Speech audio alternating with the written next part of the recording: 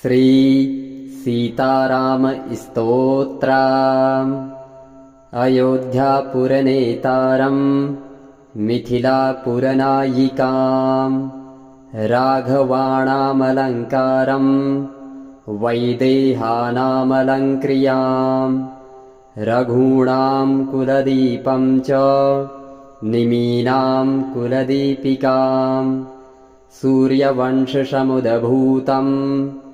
सोमवंशसमुद्भवाम् पुत्रम् दशरथस्याद्यम् पुत्रीम् जनकभूपतेः वसिष्ठानुमताचारम् शतानन्दमतानुगाम् कौसल्यागर्भसम्भूतम् वेदिकगर्भोदिताम् स्वयम् पुण्डरीकविशालाक्षम् स्फुरदिन्दीवरेक्षणाम् चन्द्रकान्ताननाम्भोजम् चन्द्रबिम्बोपमाननाम् मत्तमातङ्गगमनम् मत्तहंसवधूगताम् चन्दनार्द्रभुजामध्यम् कुङ्कुमार्द्रकुचस्थलीम्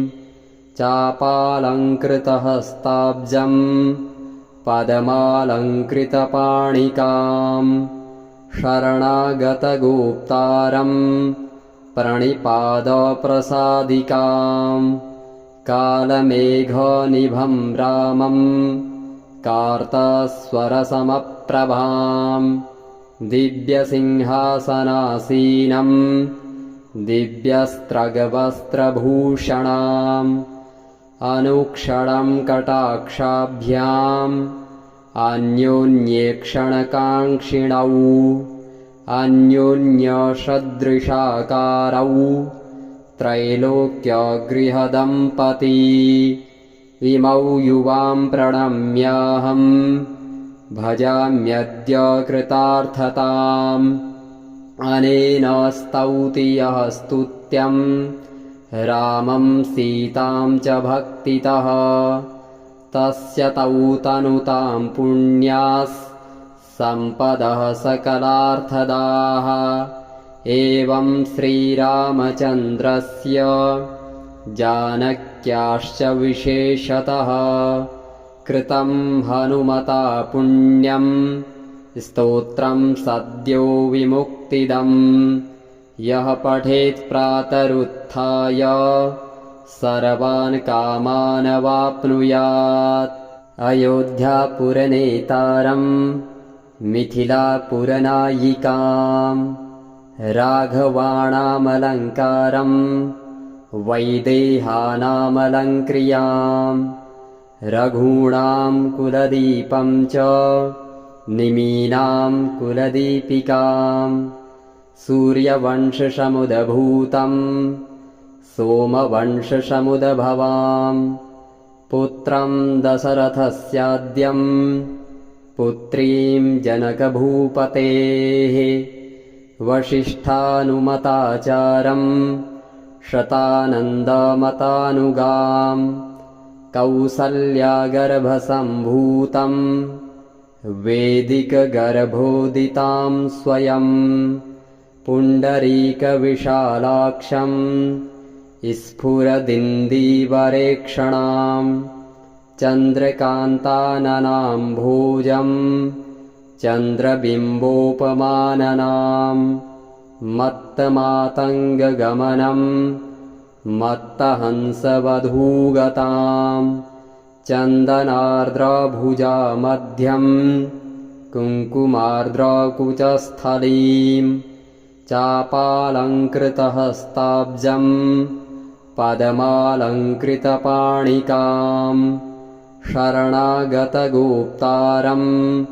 प्रणिपादप्रसादिकाम् कालमेघनिभम् रामम् कार्तस्वरसमप्रभाम् दिव्यसिंहासनासीनम् दिव्यस्त्रगवस्त्रभूषणाम् अनुक्षणम् कटाक्षाभ्याम् अन्योन्येक्षणकाङ्क्षिणौ अन्योन्यसदृशाकारौ त्रैलोक्यगृहदम्पती इमौ युवां प्रणम्याहं भजाम्यद्य कृतार्थताम् अनेन स्तौति यः स्तुत्यं रामं सीतां च भक्तितः तस्य तौ तनुतां पुण्यास् सम्पदः सकलार्थदाः एवं श्रीरामचन्द्रस्य जानक्याश्च विशेषतः कृतं हनुमता पुण्यं स्तोत्रं सद्यो विमुक्तिदम् यः पठेत् प्रातरुत्थाय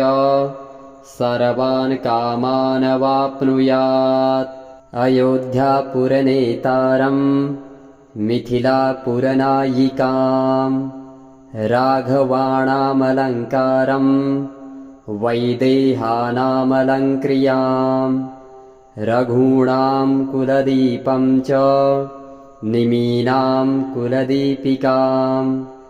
सूर्यवंशसमुद्भूतं सोमवंशसमुद्भवाम् पुत्रं दशरथस्याद्यं पुत्रीं जनकभूपतेः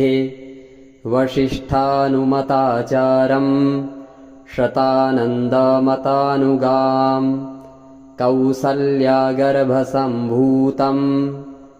वेदिकगर्भोदितां स्वयं पुण्डरीकविशालाक्षं स्फुरदिन्दीवरेक्षणां चन्द्रकान्ताननाम्भोजं चन्द्रबिम्बोपमाननां मत्तमातङ्गगमनं मत्तहंसवधूगतां चन्दनार्द्रभुजामध्यं कुङ्कुमार्द्रकुचस्थलीं चापालङ्कृतहस्ताब्जं पद्मालङ्कृतपाणिकां शरणागतगोप्तारं प्रणिपादप्रसादिकां कालमेघनिभं रामं कार्तस्वरसमप्रभां दिव्यसिंहासनासीनं दिव्यस्त्रगवस्त्रभूषणाम् अनुक्षणं कटाक्षाभ्याम् अन्योन्येक्षणकाङ्क्षिणौ अन्योन्यसदृशाकारौ त्रैलोक्यगृहदम्पती इमौ युवां प्रणम्याहं भजाम्यद्य कृतार्थताम् अनेन स्तौति यः स्तुत्यं रामं सीतां च भक्तितः तस्य तौ तनुतां पुण्यास् सम्पदः सकलार्थदाः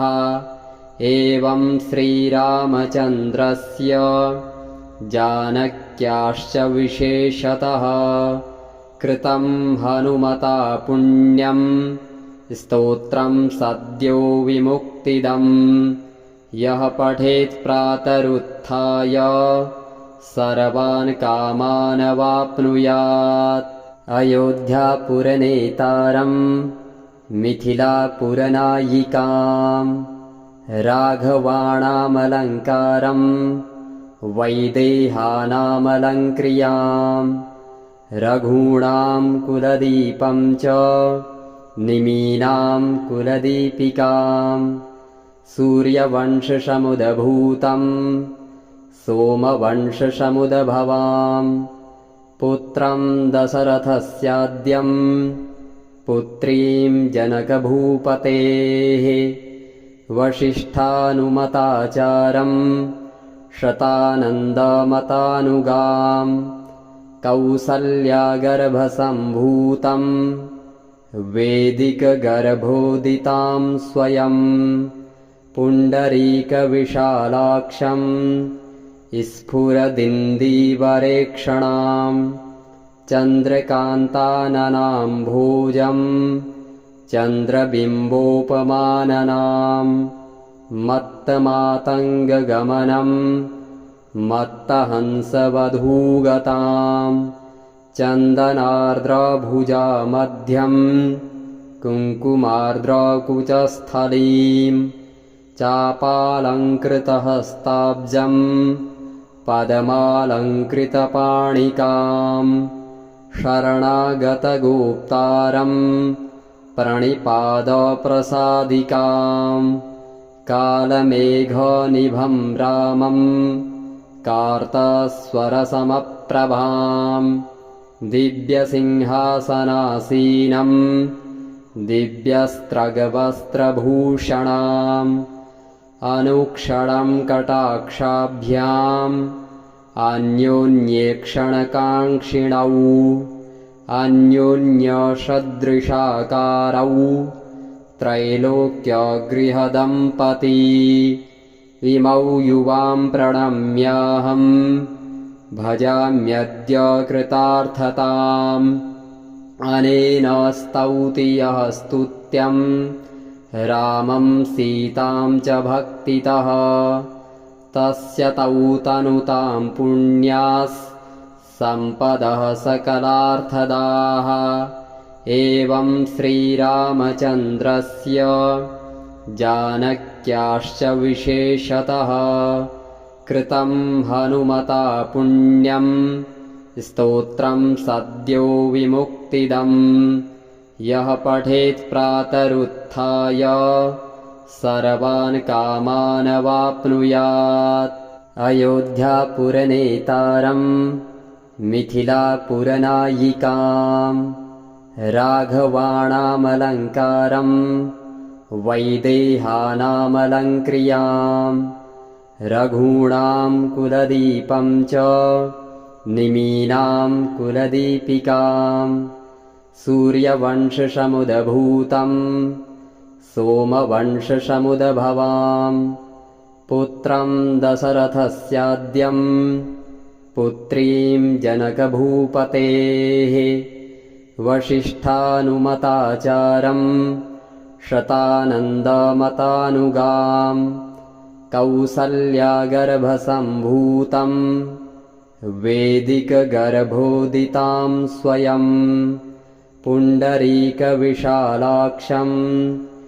स्फुरदिन्दीवरेक्षणाम् चन्द्रकान्ताननाम्भोजम् चन्द्रबिम्बोपमाननाम् मत्तमातङ्गगमनम् मत्तहंसवधूगताम् चन्दनार्द्रभुजामध्यम् कुङ्कुमार्द्रकुचस्थलीम् चापालङ्कृतहस्ताब्जम् पद्मालङ्कृतपाणिकाम्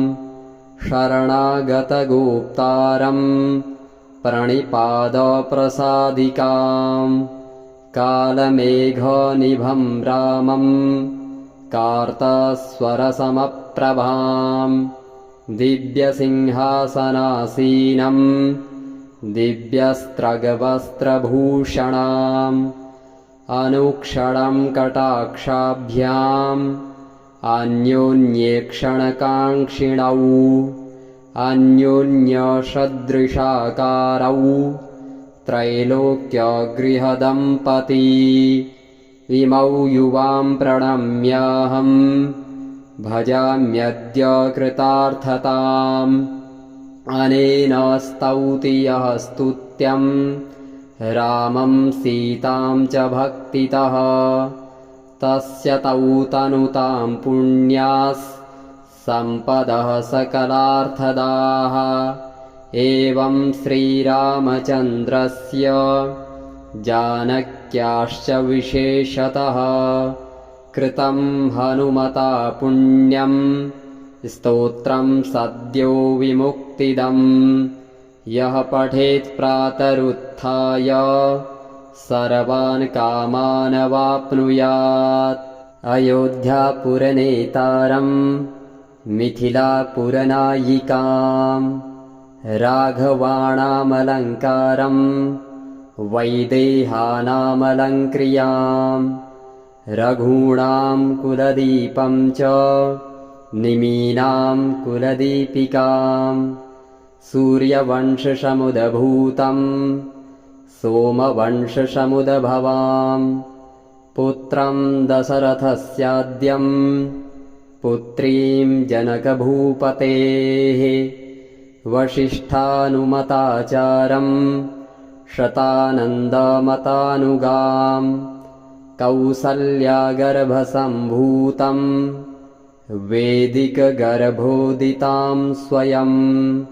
पुण्डरीकविशालाक्षं स्फुरदिन्दीवरेक्षणां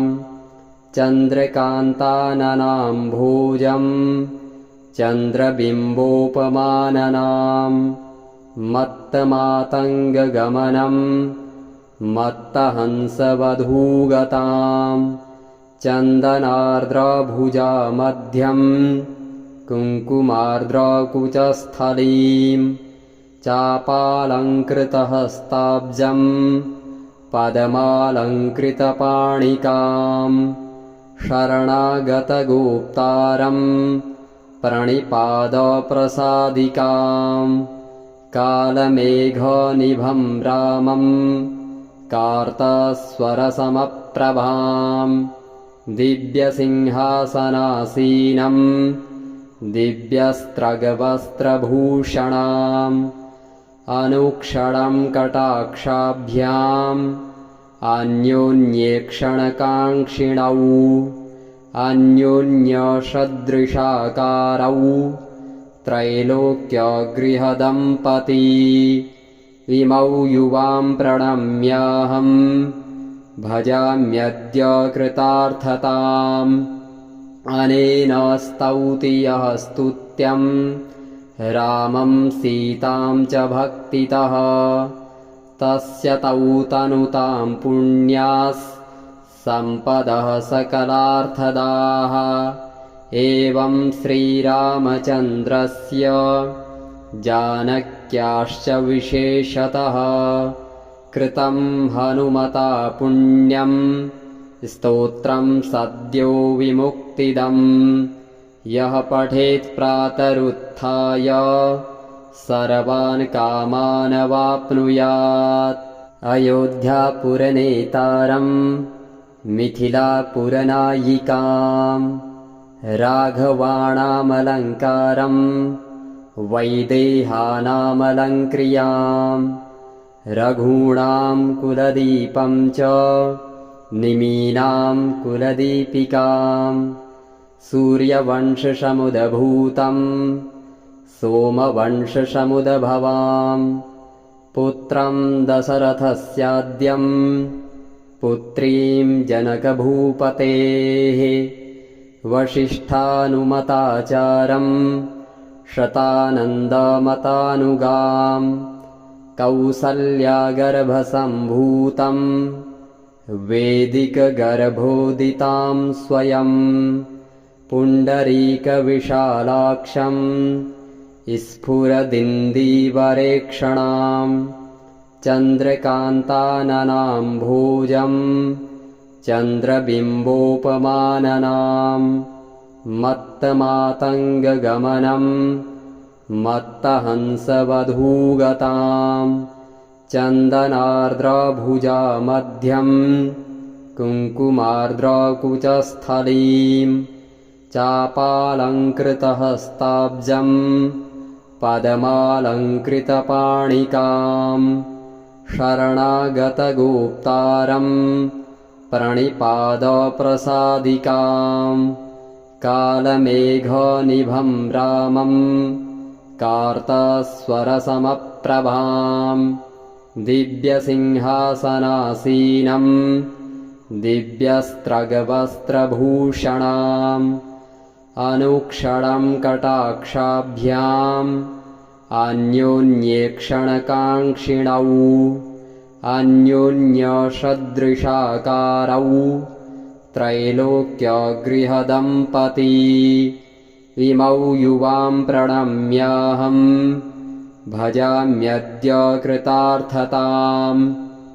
अनेन स्तौति यः स्तुत्यं रामं सीतां च भक्तितः तस्य तौ तनुतां पुण्यास् सम्पदः सकलार्थदाः। एवं श्रीरामचन्द्रस्य जानक्याश्च विशेषतः कृतं हनुमता पुण्यं स्तोत्रं सद्यो विमुक्तिदम्। यः पठेत् प्रातरुत्थाय सर्वान् कामान् वाप्नुयात्। अयोध्यापुरनेतारं मिथिलापुरनायिकां राघवाणामलङ्कारं वैदेहानामलङ्क्रियां रघूणां कुलदीपं च निमीनां कुलदीपिकां सूर्यवंशसमुद्भूतं सोमवंशसमुद्भवां पुत्रं दशरथस्याद्यं पुत्रीं जनकभूपतेः वसिष्ठानुमताचारं शतानन्दमतानुगां कौसल्यागर्भसम्भूतं वेदिकगर्भोदितां स्वयं पुण्डरीकविशालाक्षं स्फुरदिन्दीवरेक्षणां चन्द्रकान्ताननाम्भोजं चन्द्रबिम्बोपमाननां मत्तमातङ्गगमनं मत्तहंसवधूगतां चन्दनार्द्रभुजामध्यं कुङ्कुमार्द्रकुचस्थलीं चापालङ्कृतहस्ताब्जं पद्मालङ्कृतपाणिकां शरणागतगोप्तारं प्रणिपादप्रसादिकां कालमेघनिभं रामं कार्तस्वरसमप्रभां दिव्यसिंहासनासीनं दिव्यस्त्रगवस्त्रभूषणाम् अनुक्षणं कटाक्षाभ्याम् अन्योन्येक्षणकाङ्क्षिणौ अन्योन्यसदृशाकारौ त्रैलोक्यगृहदम्पती। इमौ युवां प्रणम्याहं भजाम्यद्य कृतार्थताम्। अनेन स्तौति यः स्तुत्यं रामं सीतां च भक्तितः तस्य तौ तनुतां पुण्यास् सम्पदः सकलार्थदाः। एवं श्रीरामचन्द्रस्य जानक्याश्च विशेषतः कृतं हनुमता पुण्यं स्तोत्रं सद्यो विमुक्तिदम्। यः पठेत् प्रातरुत्थाय सर्वान् कामान् वाप्नुयात्। अयोध्यापुरनेतारं मिथिलापुरनायिकां राघवाणामलङ्कारं वैदेहानामलङ्क्रियां रघूणां कुलदीपं च निमीनां कुलदीपिकां सूर्यवंशसमुद्भूतं सोमवंशसमुद्भवां पुत्रं दशरथस्याद्यं पुत्रीं जनकभूपतेः वसिष्ठानुमताचारं शतानन्दमतानुगां कौसल्यागर्भसम्भूतं वेदिकगर्भोदितां स्वयं पुण्डरीकविशालाक्षं स्फुरदिन्दीवरेक्षणां चन्द्रकान्ताननाम्भोजं चन्द्रबिम्बोपमाननां मत्तमातङ्गगमनं मत्तहंसवधूगतां चन्दनार्द्रभुजामध्यं कुङ्कुमार्द्रकुचस्थलीं चापालङ्कृतहस्ताब्जं पद्मालङ्कृतपाणिकां शरणागतगोप्तारं प्रणिपादप्रसादिकां कालमेघनिभं रामं कार्तस्वरसमप्रभां दिव्यसिंहासनासीनं दिव्यस्त्रगवस्त्रभूषणाम् अनुक्षणं कटाक्षाभ्याम् अन्योन्येक्षणकाङ्क्षिणौ अन्योन्यसदृशाकारौ त्रैलोक्यगृहदम्पती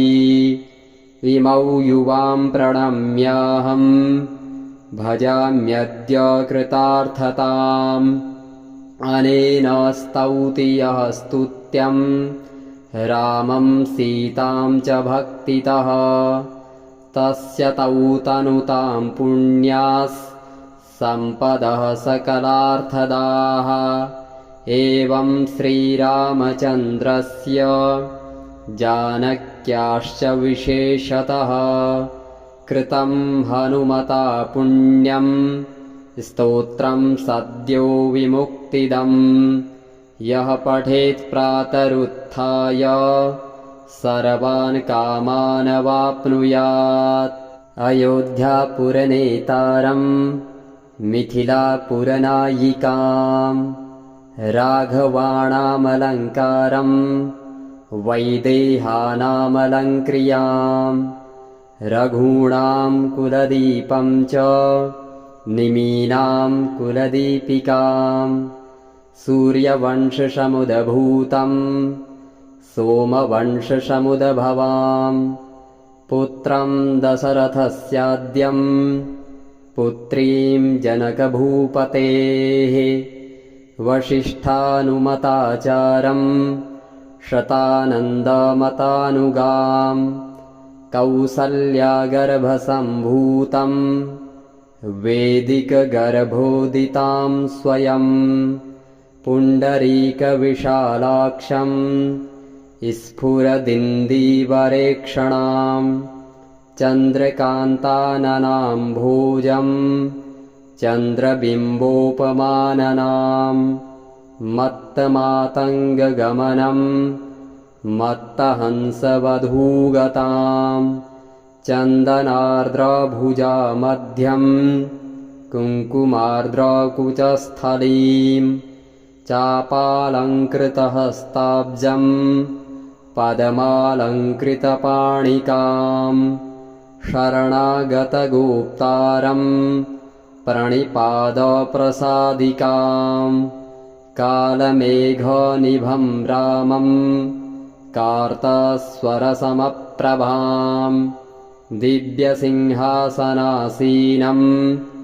दिव्यस्त्रगवस्त्रभूषणाम् अनुक्षणं कटाक्षाभ्याम् अन्योन्येक्षणकाङ्क्षिणौ अन्योन्यसदृशाकारौ त्रैलोक्यगृहदम्पती इमौ युवां प्रणम्याहं भजाम्यद्य कृतार्थताम् अनेन स्तौति यः स्तुत्यं रामं सीतां च भक्तितः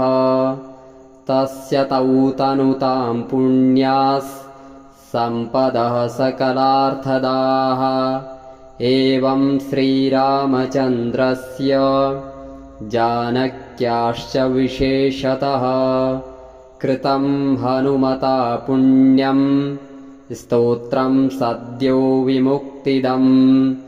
यः पठेत् प्रातरुत्थाय सर्वान् कामान् वाप्नुयात्। अयोध्यापुरनेतारं मिथिलापुरनायिकां राघवाणामलङ्कारं वैदेहानामलङ्क्रियां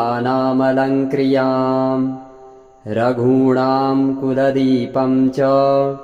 निमीनां कुलदीपिकां सूर्यवंशसमुद्भूतं सोमवंशसमुद्भवां पुत्रं दशरथस्याद्यं पुत्रीं जनकभूपतेः वसिष्ठानुमताचारं शतानन्दमतानुगां कौसल्यागर्भसम्भूतं वेदिकगर्भोदितां स्वयं पुण्डरीकविशालाक्षं स्फुरदिन्दीवरेक्षणां चन्द्रकान्ताननाम्भोजं चन्द्रबिम्बोपमाननां मत्तमातङ्गगमनं मत्तहंसवधूगतां चन्दनार्द्रभुजामध्यं कुङ्कुमार्द्रकुचस्थलीं चापालङ्कृतहस्ताब्जं पदमालङ्कृतपाणिकां शरणागतगोप्तारं प्रणिपादप्रसादिकां कालमेघनिभं रामं कार्तस्वरसमप्रभां दिव्यसिंहासनासीनं दिव्यस्त्रगवस्त्रभूषणाम् अनुक्षणं कटाक्षाभ्याम् अन्योन्येक्षणकाङ्क्षिणौ अन्योन्यसदृशाकारौ त्रैलोक्यगृहदम्पती इमौ युवां प्रणम्याहं